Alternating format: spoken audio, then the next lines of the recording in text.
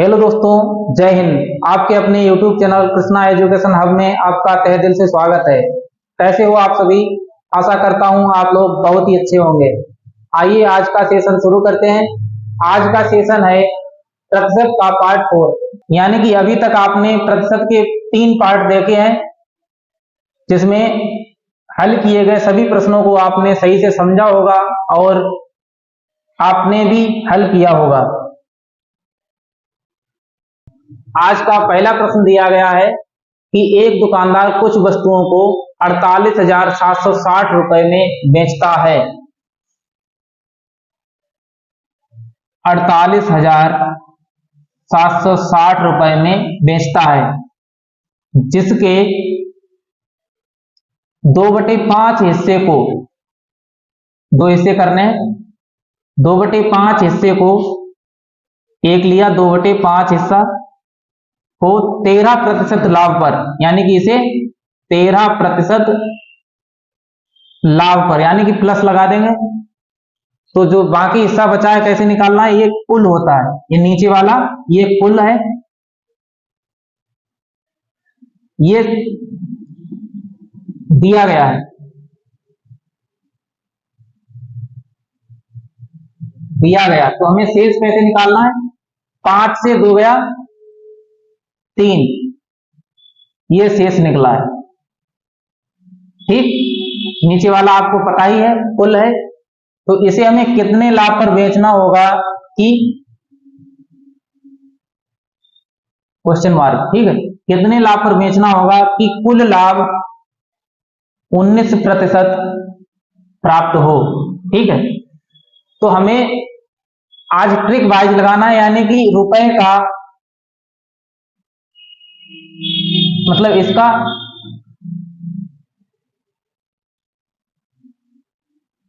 बिना प्रयोग किए, बिना प्रयोग किए हमें उत्तर पता करना है। तो कैसे करेंगे? आपको पता है कि 19% कुल लाभ चाहिए और कुल हमारी संख्या कितनी है? 5। तो 5 गुणे 19 माइनस हमें लाभ कितना प्राप्त हुआ? 13, इसमें प्लस लगा देंगे। तो 13% लाभ हमें प्राप्त हुआ किसपे? 2 पे। तो 2 गुणे 13, ये 19 पंचे 95 माइनस 13 दूनी 26, इसे हम घटाएंगे तो कितना प्राप्त होगा? 5 से 6 नहीं जाएगा, तो क्या करेंगे? इससे एक उधार ले लेंगे, 15 हो गया, 15 से 6 गया 9। ठीक है, फिर इधर 8 बचा, 8 से 2 गया 6। जो शेष संख्या हमारी शेष क्या बचा था? 3। 3 में हमें इसे बांटना है, तो कितना बांटेंगे? 2 3 6 और 3 3 9, यानी कि 23%। हमें शेष पर कितना लाभ चाहिए? 23% शेष पर लाभ, यही हमारा फाइनल आंसर। ठीक है, अगला प्रश्न दिया गया है, एक दुकानदार कुछ वस्तुओं को 49,370 रुपए में बेचता है। यदि उसके 2/7 हिस्से को 15% लाभ पर और शेष हिस्सा, तो 7 से 2 गया, कितना बचा? 5। 5/7, 5/7 को कितने लाभ पर बेचे? लाभ या हानि पर बेचे, सॉरी, लाभ या हानि पर बेचे कि कुल लाभ उसे 10% प्राप्त हो। ठीक है, 10% लाभ प्राप्त हो। तो कुल हमारा कितना है? 7, यानी कि 7 गुणे 10 माइनस, और इसमें कितना है? 15, 15 दूनी 30, यानी कि 2 गुणे 15, ये कितना बचा? 7.70 माइनस 15 दूनी 30, यानी कि हमें टोटल लाभ कितना चाहिए? 40। किस पे चाहिए? 7 से 2 गया, मतलब 5, तो 5 पे चाहिए। तो 5 अट्ठे 40, 8% लाभ हमें चाहिए। इसी तरीके से अगला प्रश्न है कि एक दुकानदार कुछ वस्तुओं को 48,590 रुपए में बेचता है। यदि उसके 3/7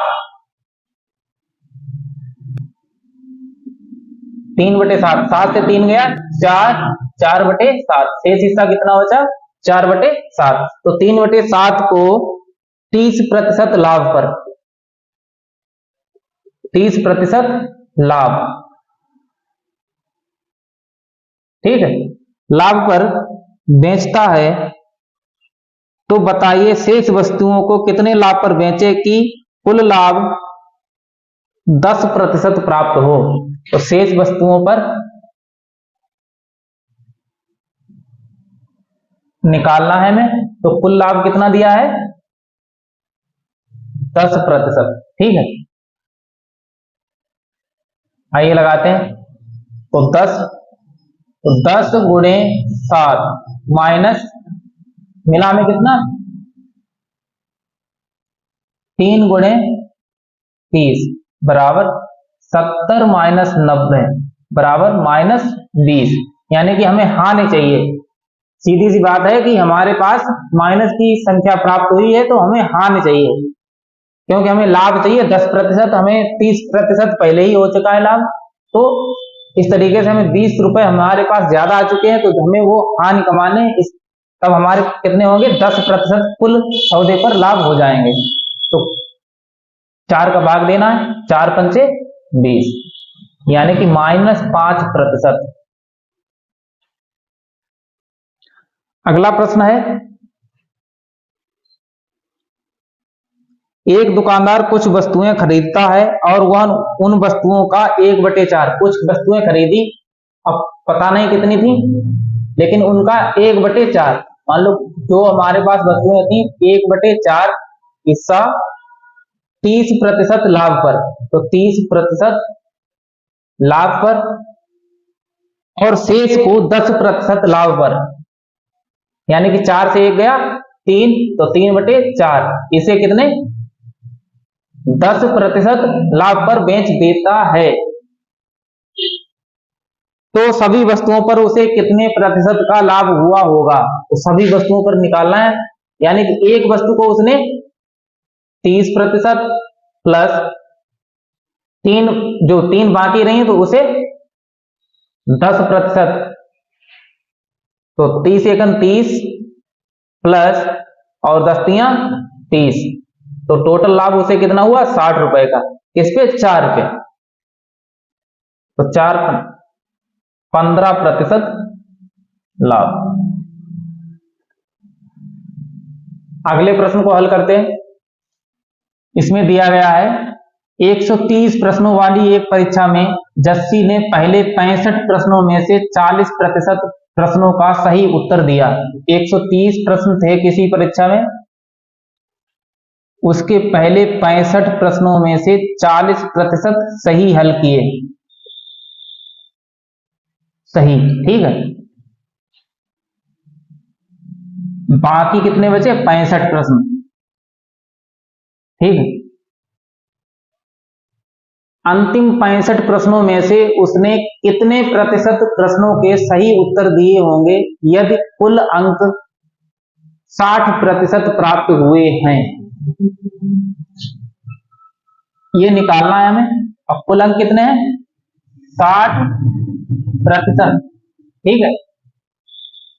अब आइए देखते हैं, यानी कि हम मान लेते हैं कि एक भाग इसका ये है और एक ये, दोनों मिलके कितने हो गए 2 भाग हो गए, यानी कि एक भाग में उसने 40%,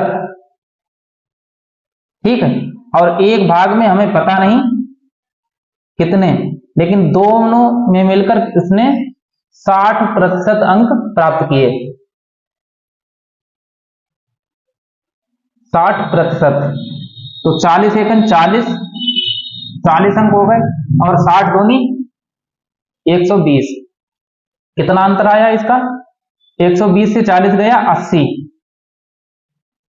और ये हमें निकालना है, तो बटे में करेंगे 1, तो आएगा 80%, यानी कि उसने एक भाग को 80% प्रश्नों में मतलब सही किया होगा। दो पार्ट थे, किसी प्रश्न पुस्तिका में दो पार्ट थे, तो एक को उसने 40% से हल किया और एक को 80% प्रश्नों से हल कर दिया, तो कुल मिलाकर उसके कितने 60% अंक प्राप्त हो गए। अगला प्रश्न दिया गया है, 200 प्रश्नों की एक परीक्षा में राघव ने पहले 100 प्रश्नों में से 60% अंक प्राप्त किए। 200 प्रश्नों की एक परीक्षा थी जिसमें से पहले 100 प्रश्न थे, उसमें से उसने कितने 60% अंक प्राप्त किए। तो अंतिम 100 प्रश्नों में से उसने कितने अंक प्राप्त किए होंगे, यानी कि अंतिम जो 100 बचे हैं उसमें से कितने अंक प्राप्त किए होंगे यदि कुल अंक 80% प्राप्त हुए हों। कुल अंक कितने 80%। इसी तरीके से हम लगा लेंगे, यानी कि एक भाग ये था, एक भाग ये, दो पार्ट में कोई परीक्षा थी, तो एक भाग को हमने 60%, दूसरे भाग को पता नहीं कितने प्रतिशत से हल किया, जो हमें कुल अंक 80% प्राप्त हो गए। तो टोटल हमारे कितने हैं, एक को उसने 60%, तो 60 से गुणा करेंगे 60 आएगा, ठीक है, 60 है 60। इसी तरीके से एक को उसने पता नहीं कितने में, और दोनों को कितने 80% अंकों से हल किया, तो 80 दूनी 160, माइनस करेंगे तो 160 और 60 का अंतर कितना है 100, तो 100 में भाग करेंगे एक का, तो कितना आएगा 100%, यानी कि उसने सभी प्रश्नों को सही हल किया।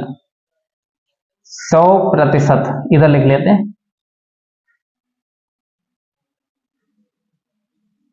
अर्थात दूसरे भाग के सभी प्रश्नों को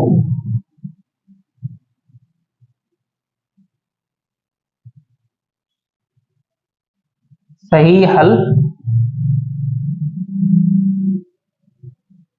किया गया था।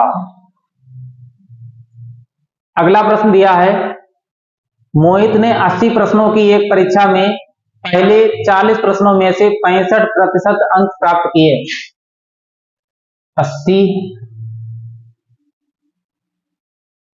80 प्रश्नों में जो 40 हल किए पहले, उसने 65% अंक मिले उसे, तो अंतिम 40 प्रश्नों में से उसने कितने प्रतिशत अंक प्राप्त किए होंगे, अंतिम 40 में कितने प्रतिशत अंक प्राप्त किए होंगे यदि कुल अंक 75% मिले हों, तो कुल कितने मिले उसे 75%, ठीक है। इसे भी हम कर लेंगे ऐसे, एक भाग ये एक ये, और दोनों मिलकर दो भाग हो गए, तो एक में 60 5 65, एक में 65, तो 65 है 65, ठीक है, और एक में उसे चाहिए और दोनों में उसे 75% अंक मिले, तो 75 दूनी 150, 150 से 65 गए तो कितने बचे 85, 85 5 90, ठीक है, तो एक का भाग करना है, कितने हो गए 85%। शेष भाग को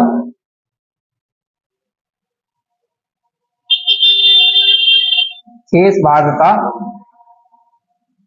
85%